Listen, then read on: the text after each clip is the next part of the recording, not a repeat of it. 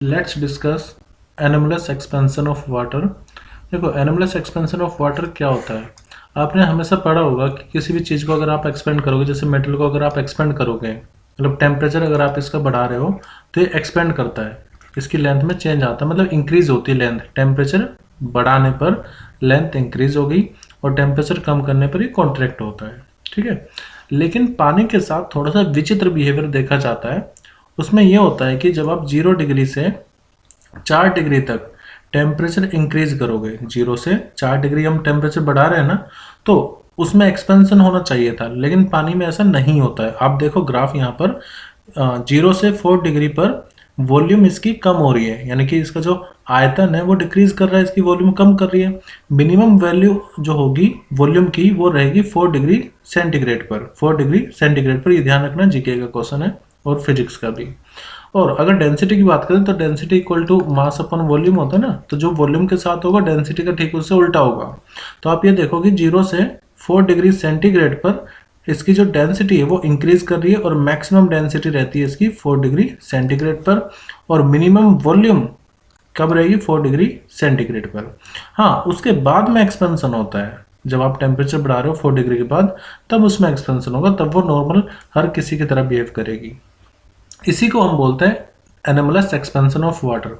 The anomalous expansion of water is defined as the property of water that cause it to expand rather than contract when temperature changes from 4 degree से 0 degree centigrade, causing it to become less dense.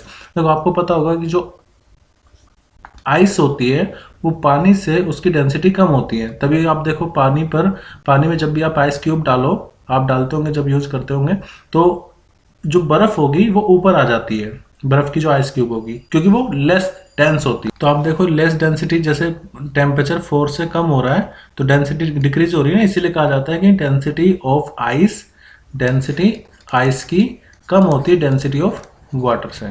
एक तो ये चीज हमने discuss करी। दूसरी, anomalous expansion of water की वजह से ही जो एक्वेटिक लाइफ होती है, यानी वो जीव जंतु जो कि जमीन के नीचे रहते हैं और ऐसे इलाके में रहते हैं जहां पर बहुत ज्यादा ठंड होती है, तो वहां पर क्या होता है, ऊपर का टेम्परेचर, तो ऊपर तो बर्फ बन जाती है, लेकिन जैसे जैसे आप नीचे जाते हो टेम्परेचर बढ़ेगा।